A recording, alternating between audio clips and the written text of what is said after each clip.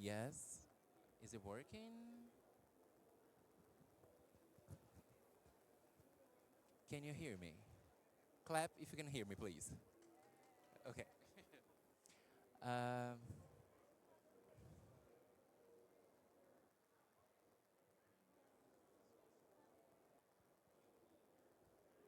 um, well, I'm gonna switch to Portuguese because our panelists are gonna, well, speak the Brazilian Portuguese in our panel.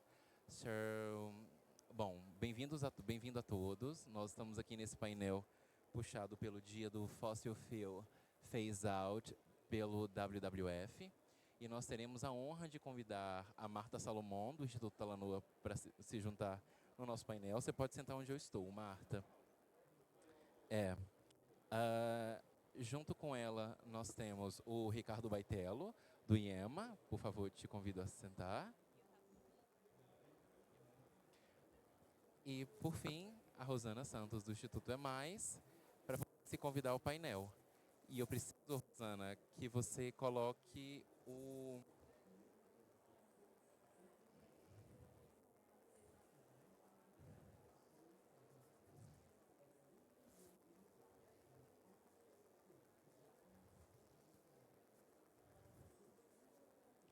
Bom, você pode se sentar onde você está mais confortável.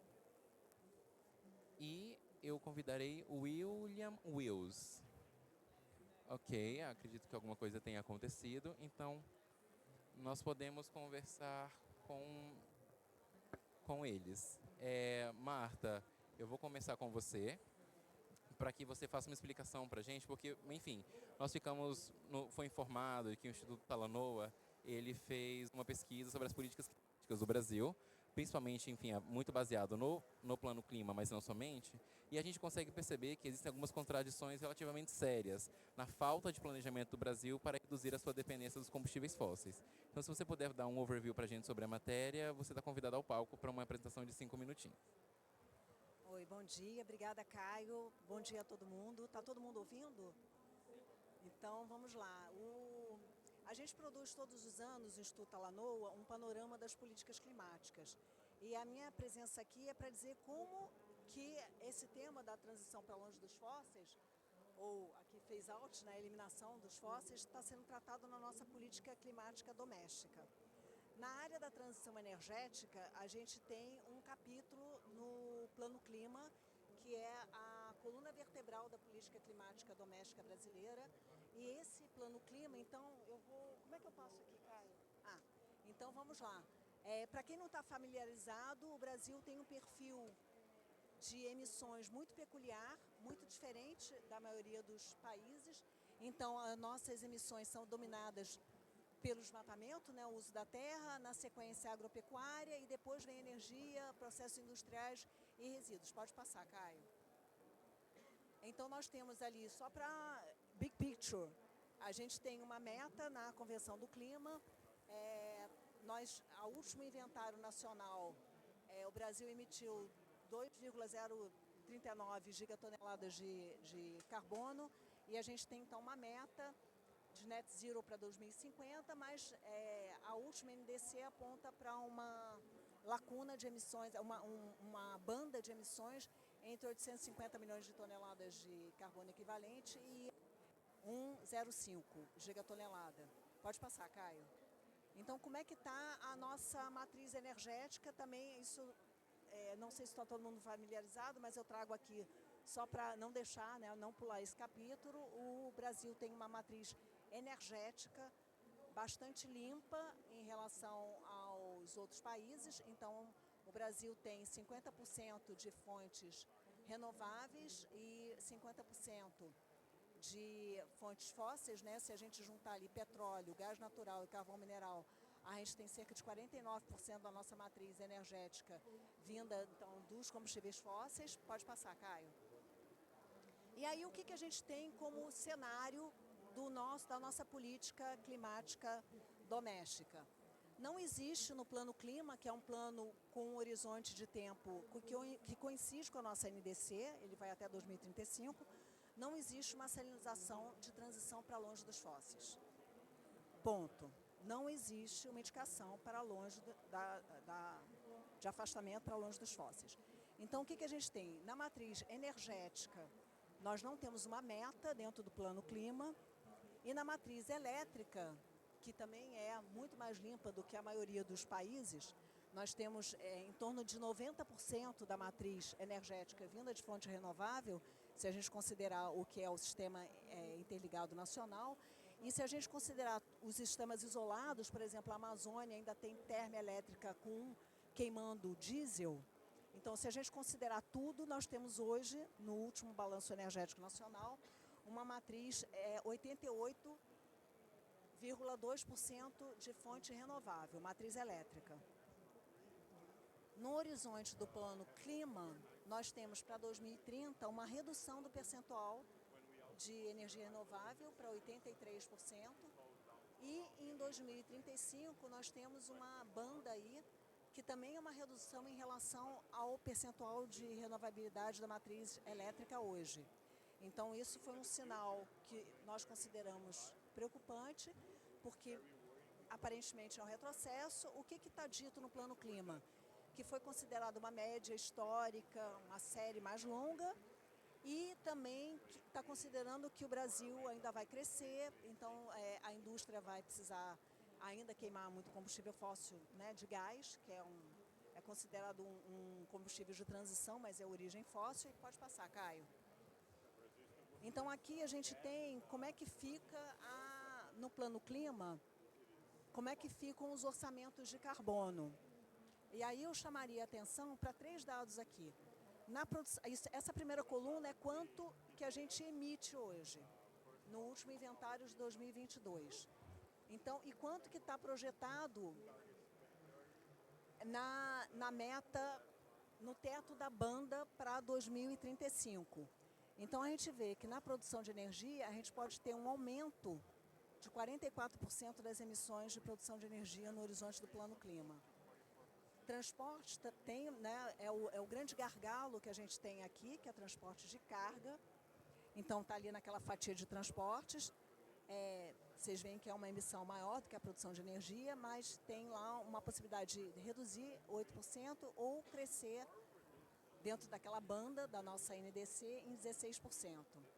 E aí tem aqui o outro importante, a indústria aumenta as suas emissões por queima de fóssil. Então, a gente tem como comparar ali quanto que é hoje, né, do setor de a emissão de energia no inventário, e quanto que vai variar em 2035, tanto no piso da banda, na ambição maior, quanto na emissão menor da nossa NDC para 2035. Então, isso eu chamaria atenção. Pode passar, Caio. Nesse Política Climática por Inteiro, que a gente fez uma versão prévia antes da COP, e eu vou atualizar depois da COP, que tem um panorama de todas as áreas, né, da nossa política climática, uso da terra. Também tem um capítulo sobre inteligência artificial. Eu só trouxe esse slide aqui porque no capítulo de energia do Plano Clima não foi considerado, o Brasil pretende ampliar barbaramente instalação de data centers no Brasil, e isso não está contabilizado no nosso Plano Clima. O que existe é uma medida provisória, editada recentemente, dizendo que para ter acesso ao REDATA, que é um incentivo para a instalação de data center no Brasil, essas instalações têm que ter 100% de energia renovável limpa, ou seja, ela não pode poder estar interligada no sistema nacional, porque não há uma garantia de sistema 100% de energia 100% renovável limpa dentro do sistema, e também tem lá um compromisso, ou 100% de energia renovável limpa, e também um baixo consumo de água, mas é um ponto sensível que eu trouxe aqui só para chamar a atenção.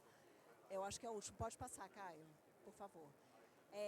Eu vou distribuir esse cartãozinho, porque a gente não imprimiu esse último relatório, porque ele vai ser atualizado depois da COP, aí sim ser impresso, mas tem um QR Code de acesso às informações. É só uma visão geral, e eu abro aqui para o próximo. Obrigada, Caio. Bom, Marta, muito obrigado por esse overview geral da política climática. Obrigado. e também energética no país. E agora eu queria passar para uma parte, bom, vou convidar os nossos outros dois expositores, o Ricardo Baitello, Electricity Program Manager no Instituto, no IEMA, e a Rosana, CEO do Institute Plus, para que a gente converse um pouco mais sobre essa perspectiva da perda de ambição que o Brasil vai ter no seu planejamento do Plano Clima. E para isso, primeiro, eu gostaria de saber, do IEMA, por exemplo, a gente viu que vocês estão fazendo um overview, Baitello, bastante profundo sobre o plano de logística brasileiro. E a Marta conversou sobre, enfim, como um dos setores de mais difícil descarbonização do Brasil é o setor de transporte de cargas.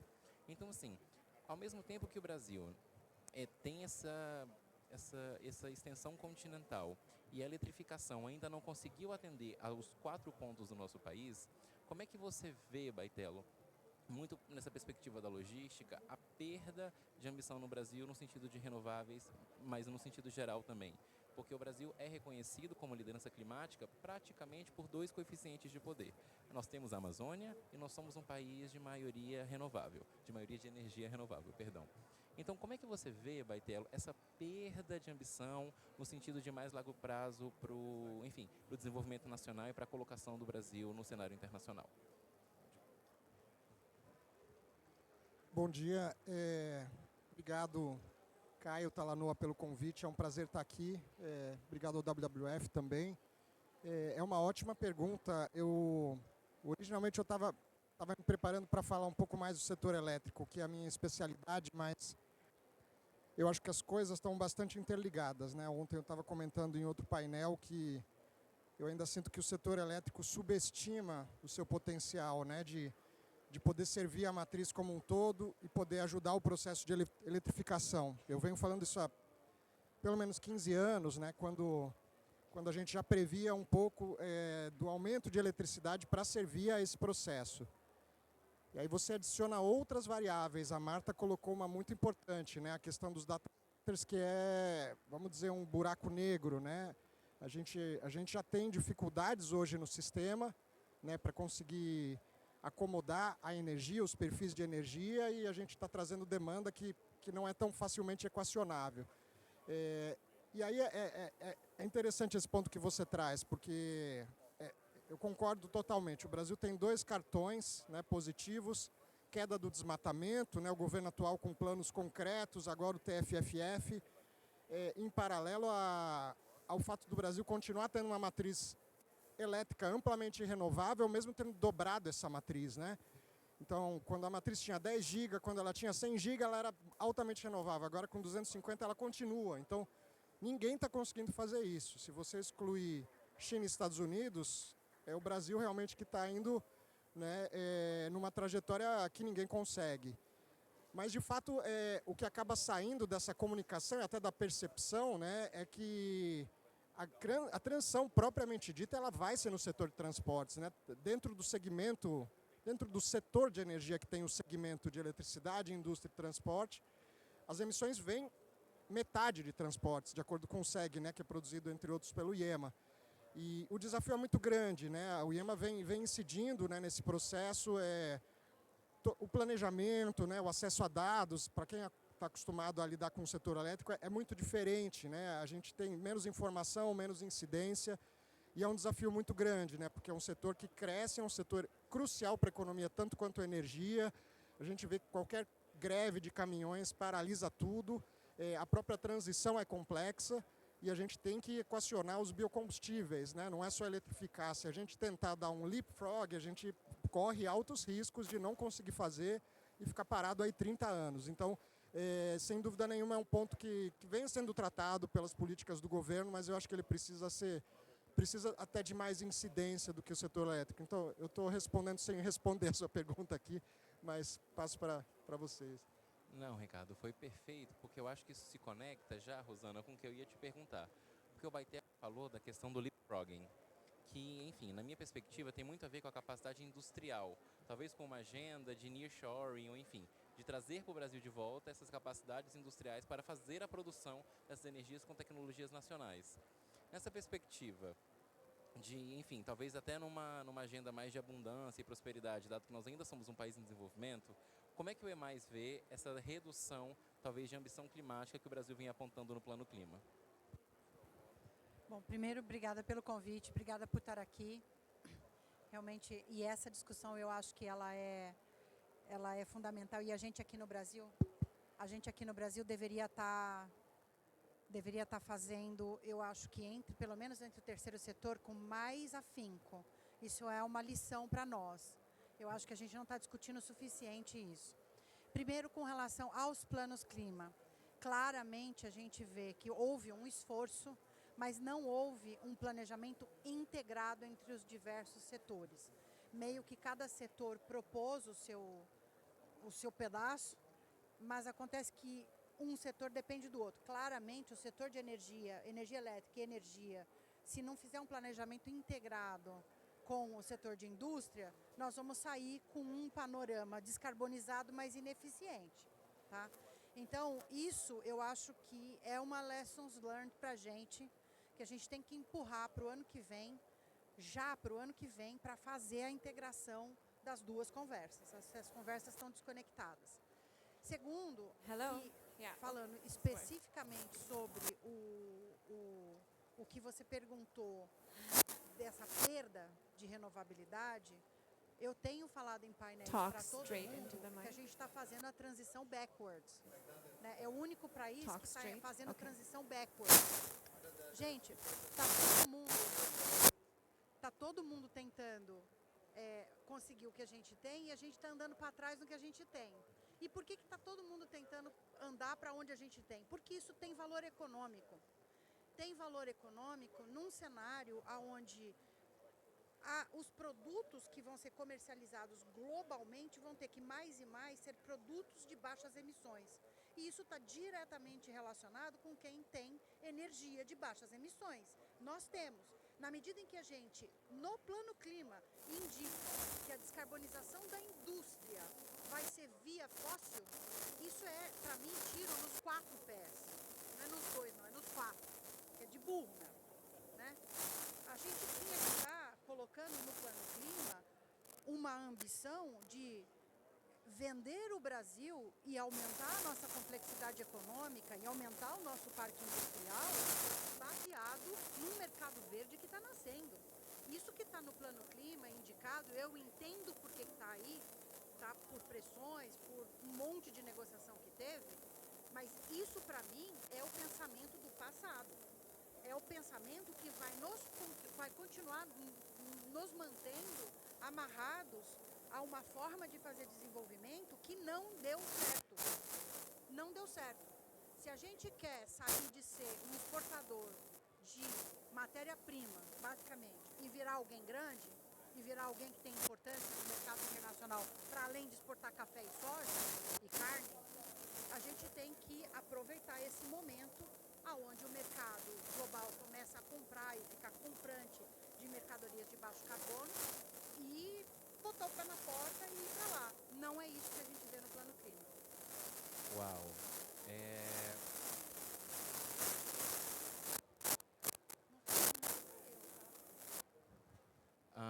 Melhorou. Obrigado, pessoal. Marta, para terminar, eu acho que tanto o Baitello quanto a Rosana tocaram em questões que tocam na governança das políticas climáticas brasileiras. Porque numa perspectiva econômica, o que a gente vê é que o Brasil está, de uma certa maneira voluntária, dado que é um ato soberano a planificação da política climática no Brasil, o Brasil está de maneira voluntária abrindo mão da sua relevância nacional na agenda de clima. Então, assim, você, na sua perspectiva, enquanto pesquisador, enfim, especialista sênior em políticas climáticas, você acha que isso tem a ver com a forma com que o Conselho Interministerial está feito? Você acha que isso tem a ver, talvez, com alianças políticas, num cenário de, enfim, de combate à extrema-direita no Brasil, que nos deu a frente ampla? De onde você acha que vem, talvez, essa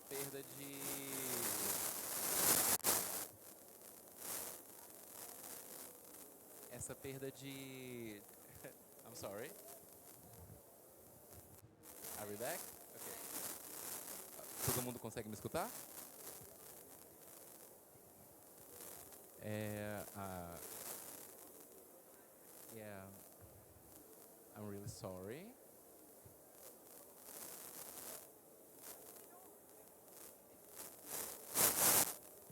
Bom, Marta, só para terminar. Em quais aspectos você acha que a governança climática do Brasil, em quais disputas estão ali que talvez estejam nos atrasando a aproveitar as oportunidades econômicas de largo prazo que, enfim, os outros dois painelistas já mencionaram? Só vou me permitir discordar de um pedacinho, dizendo que o Brasil está perdendo relevância porque não estaria fazendo. Eu acho que a gente está bem na foto. Então, assim, eu acho que o Brasil é um protagonista da discussão climática. Eu acho que a gente não está abrindo mão disso. A questão da governança, né, além de ter políticas amparadas na melhor ciência disponível, de ter capacitação, de ter meios de implementação, dinheiro e de ter toda uma coordenação da política climática, tem um negócio chamado conflito de interesse. E é muito difícil arbitrar, né? A gente no Brasil tem 2 grandes lobbies, né? Só para dar um detalhe que até eu estranho que até diplomatas que estão envolvidos na negociação não tenham percebido. Se a gente pegar toda a emissão do setor que o Baitelo lembrou ali, que é o nosso gargalo, que é transporte de carga, e se juntar caminhão, ônibus e aviação doméstica, multiplicar por 4 é o que é a emissão de metano da produção de carne no Brasil, da fermentação entérica. Então, os nossos lobbies no Brasil, tem um lobby grande, né, em todo lugar do mundo, né, para a gente sair dos combustíveis fósseis, e também tem um lobby pesado, travando a nossa política climática, que é o lobby da agropecuária, e a gente não pode achar que ele é pequeno, porque ele é gigante. Tanto no uso da terra, que é a nossa maior fonte, como também nas emissões da produção de carne, etc. e tal. Então, uma coisa que eu gostaria que nessa COP a gente conseguisse visualizar, que é o seguinte, é muito difícil transitar longe dos fósseis, né? O presidente Lula lançou lá a ideia de fazer um mapa do caminho, né? Tem muita discussão assim, os países que produzem petróleo, né? O Brasil é o 8º maior produtor, quer subir nessa escadinha, né? Chegar a 4º maior produtor, enfim, tem lá um grupo legítimo que é um país em desenvolvimento, é uma grande fonte de riqueza. Ano passado foi o nosso maior produto de exportação, esse ano vai voltar para segundo, depois da soja. Então, assim, como que a gente quer fazer essa transição?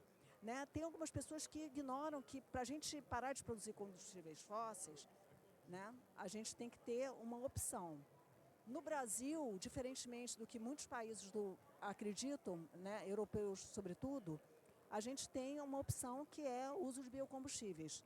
O uso de biocombustíveis, inclusive, houve um compromisso na COP de quadruplicar o uso de combustíveis sustentáveis no planeta, e esse compromisso teve uma baixa adesão, porque tem uma reação muito grande a combustíveis fósseis. Então, eu só queria deixar aqui uma discussão em aberto, porque, tudo bem, tem um estudo do Observatório do Clima, muito importante, que todo mundo leia, que é como que pode expandir a produção de biocombustíveis sem desmatar, usando pastagem degradada, né? E a gente pode lembrar aqui que outras fontes renováveis, especificamente a solar, vem sendo identificada pelo MAP Biomas como um motor de desmatamento no Brasil. Então, na Caatinga, sobretudo. Então, a gente tem áreas de cerrado também, inclusive com financiamento do Fundo Clima, tem uma área de cerrado grande desmatada para uma fazenda de fotovoltaica. Então, assim, tudo requer cuidado, mas eu acho que é importante que a gente saia da COP com um caminho claro, que não é assim, desliga a chave do combustível fóssil e aí o planeta vive como? Né?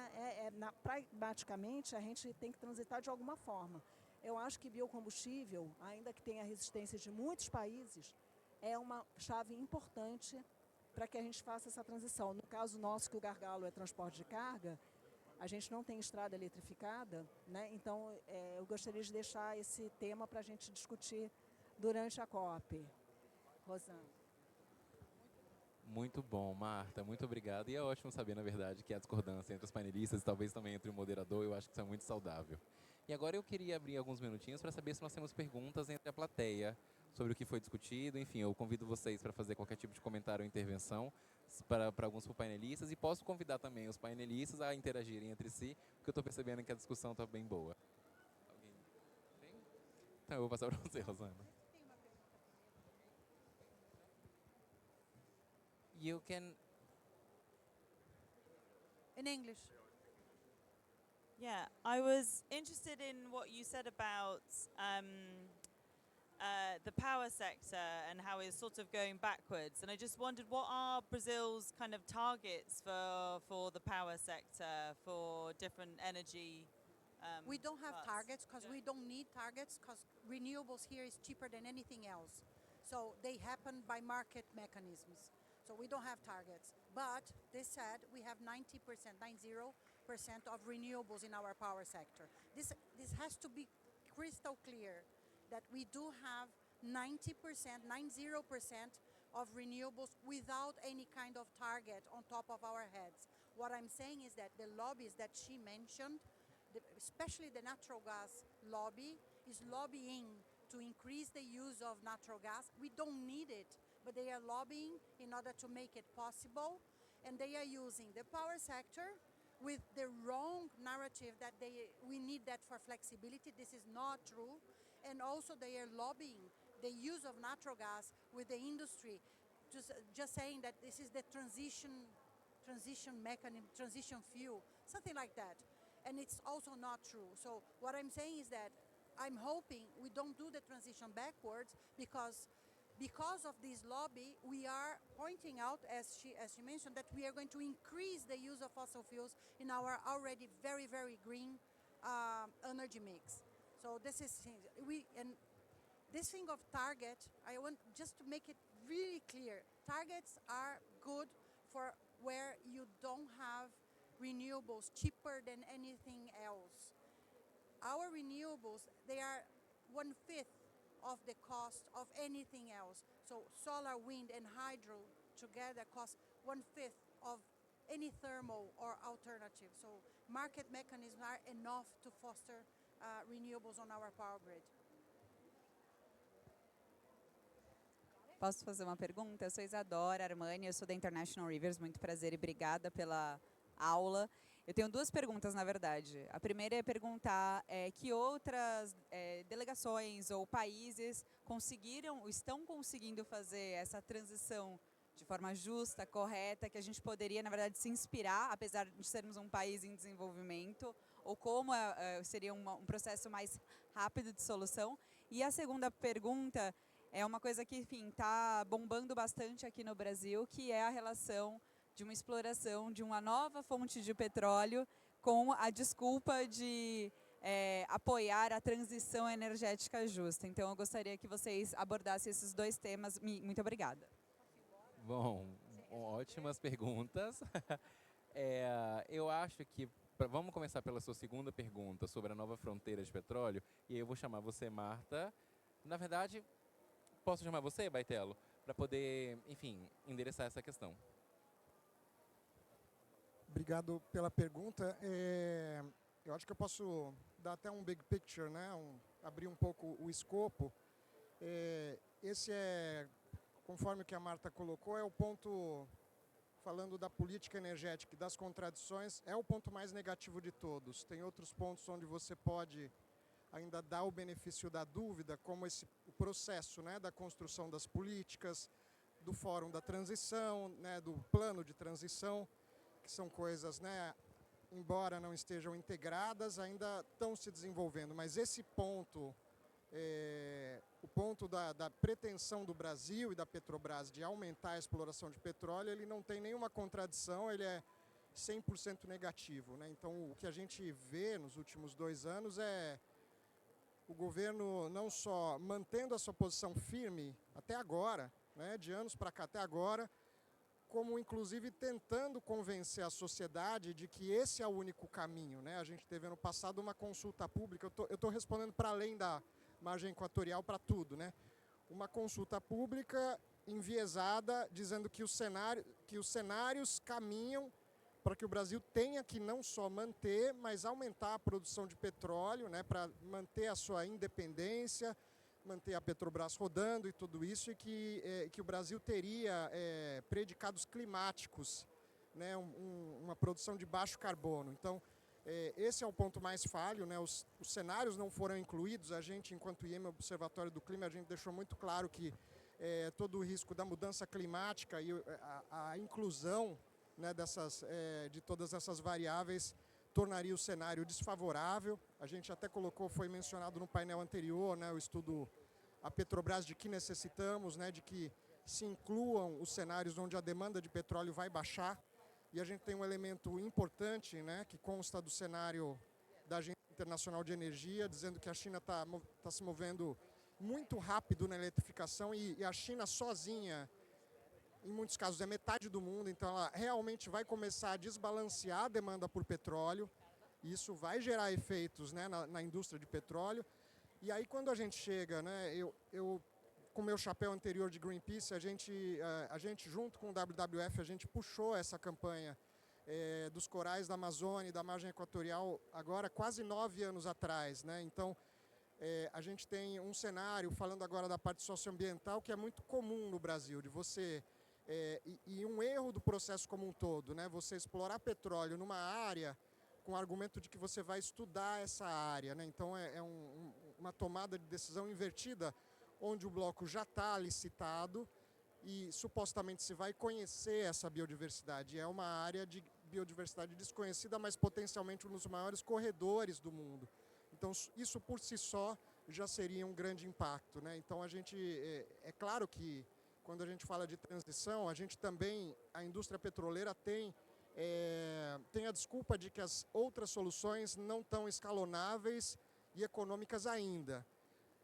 Mas aí a gente precisa da vontade política, né, para a gente ter os biocombustíveis, né, na escala que a gente precisa, não só etanol, mas biodiesel, hidrogênio verde e eletrificação. Então, eu acho que é um pouco dessas duas coisas, né, da gente ter a vontade política e ter o plano que não existe, né, para a gente conseguir fazer isso e não ficar esperando isso acontecer, né. Então a decisão precisa acontecer para a gente ter esse cronograma. Não, é só adicionando ao que o Baitello falou, há uma, eu não sei nem como dizer, estou escolhendo a palavra aqui. Essa narrativa de que a gente precisa do dinheiro para fazer a transição, o dinheiro da margem equatorial para fazer a transição, primeiro ela é falha do ponto de vista, os royalties dessa exploração vão ficar para quem? Se fosse uma coisa maravilha, Macaé seria Dubai, e não é, tá? Então, assim, isso não é por aí. Segundo, empregos no Amapá, vai vir tudo de fora. Duvido que vai ter um grande emprego de mão de obra amapaense local, vai vir tudo de fora. Então, tem um monte de falha nessa narrativa. E eu acho que a pior delas aqui fala que as outras soluções não estão escalonáveis, tá?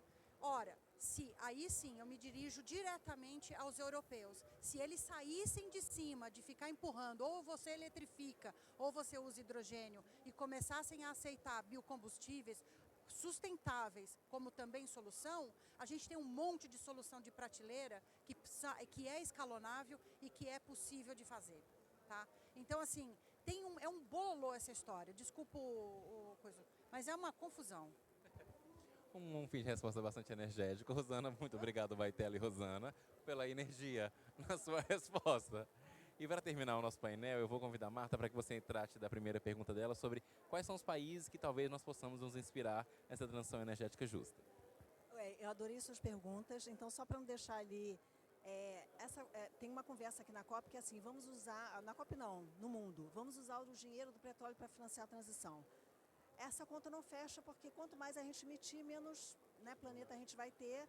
Então, assim, não faz sentido. Então, só para comparar, o petróleo colocou no orçamento da União nesse ano cerca de 100 bilhões de reais. O evento no Rio Grande do Sul custou 60 bilhões de reais, um evento. Então, assim, a gente saúda o fato de, no ano que vem, no projeto de lei orçamentária, ter uma parcela de 31 bilhões do dinheiro do petróleo para financiar o Fundo Clima. Ok. Mas dizer que pode explorar indefinidamente petróleo para financiar uma transição, a gente vai acabar com o planeta antes. Não dá. A sua primeira pergunta, quais países a gente tem para se inspirar? A gente tem o caso da Colômbia, né, mas eu não diria que é uma inspiração, por quê? Não é um grande produtor de petróleo, nem é um dos grandes queimadores de petróleo. Então, essa transição ela tem que vir tanto dos produtores quanto dos queimadores, né? A China é o que mais queima combustível fóssil, então a transição tem que vir lá não é só assim, o Brasil parar de produzir petróleo ou a Noruega parar de produzir petróleo. que vai encerrar. A grande discussão dessa COP é o que o presidente Lula sinalizou e que eu acho muito difícil que a gente saia daqui, mas enfim, vamos esperar que sim, né? Vamos ter esperança que sim, que é o mapa do caminho. O que Dubai quis dizer com uma transição para longe dos fósseis, de maneira justa, equitativa e ordenada? Isso não está dito. E na COP de Baku, esse assunto foi assim, tipo, vamos deixar aqui como se não existisse. Então, o presidente trouxe isso, né, logo na cúpula dos líderes, que esse assunto tem que ser tratado. E eu acho que é a grande aposta. A gente tem como fazer isso? Tem algum país liderando esse processo? Não. A nossa NDC diz que os países desenvolvidos têm que tomar a dianteira, né? O Brasil ficaria ali para depois. Nós chamamos a responsabilidade, o Brasil é o 6º maior emissor de gás de efeito estufa no planeta, então não dá para dizer que entra depois por ser um país em desenvolvimento. Então essa é a grande discussão, eu diria que é uma das grandes discussões dessa COP30. Uau, bom, muito obrigado. Eu vou pedir então uma salva de palmas para o nosso primeiro painel. E a partir de agora, I'm going to switch to English because we need to invite Miss Kate. Yeah. Muito obrigado. Well, Sophie, what? You need to. Yeah.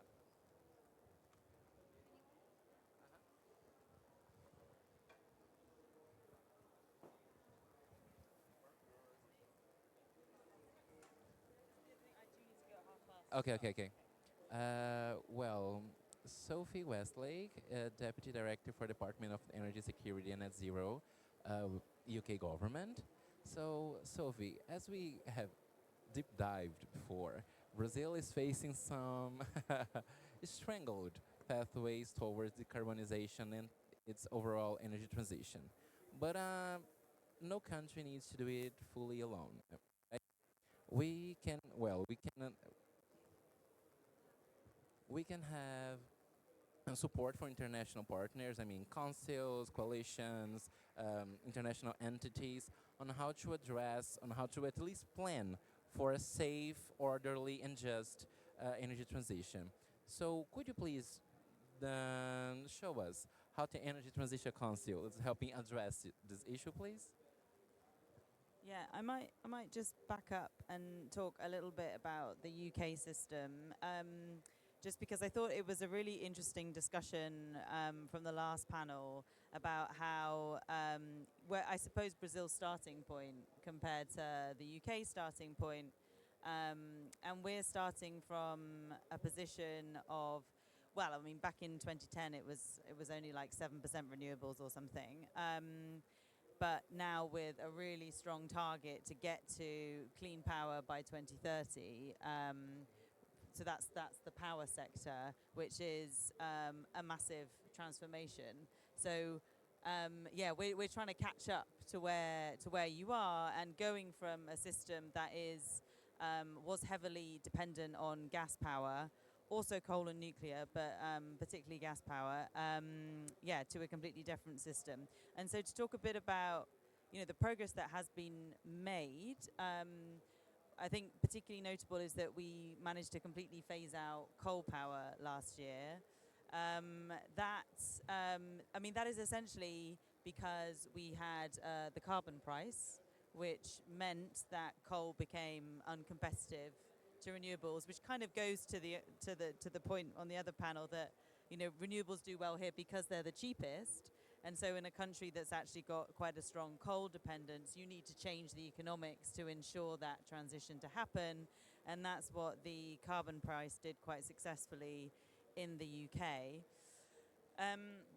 For gas, we have a very mature basin, so kind of the opposite situation in that there isn't really that much prospect for growth of the oil and gas sector, which, you know, I don't deny makes it a lot easier to make commitments that, you know, that it will play a declining role as well, which is what we have committed to. And this government came in committing to no new licenses in the North Sea. And it would add, they get a lot of pressure domestically about, you know, why have you made that decision? This is gonna, you know, we have more security of supply and better energy prices if we use our own oil and gas. But as my Secretary of State has consistently repeated, this isn't actually the case, because all of the oil and gas that we extract from the North Sea is traded on the international market, and so it just takes the international price. So it gives us really nothing in terms of price stability anyway. And so as with the Russian invasion of Ukraine in 2022, since then we've seen a much higher gas price, and that has persisted. And then in terms of the transport sector, I'd note, I mean, I suppose this is my consistent theme.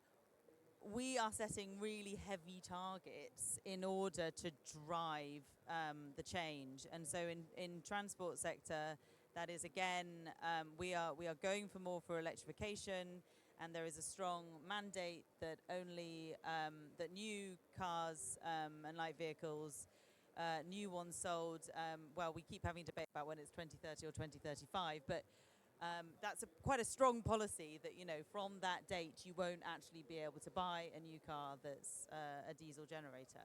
So we are seeing this process as something that's, you know, really quite government designed as a process with heavy policies.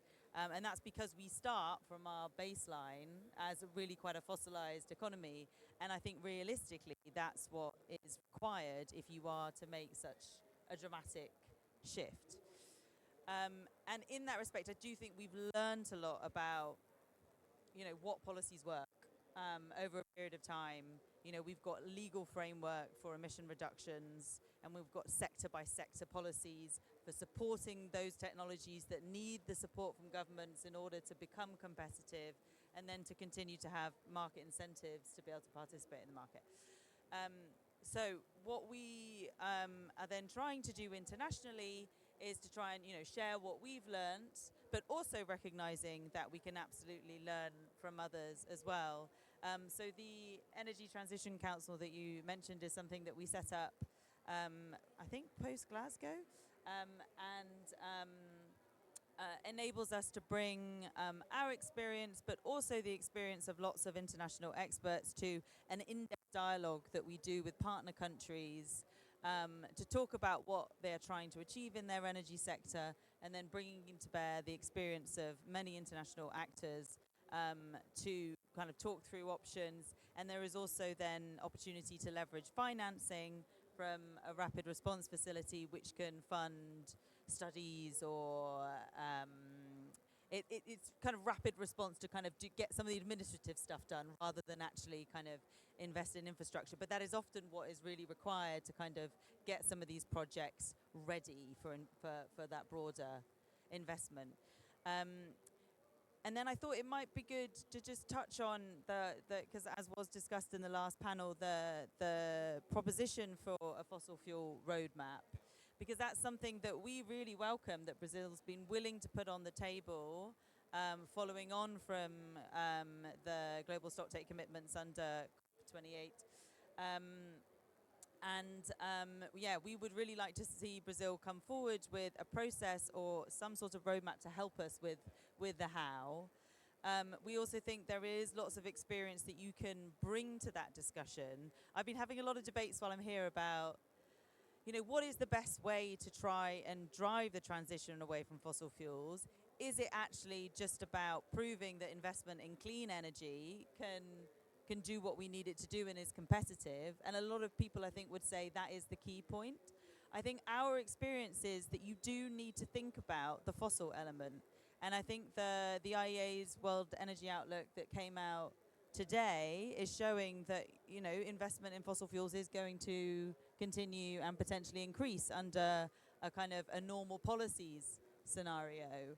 So you do need proactive policies that are going to think about not just, I would like growth in renewables, but are also going to think about how do we, you know, start to bring down the fossil element, such as, you know, in the UK, that carbon price, which was so effective in shifting the economics.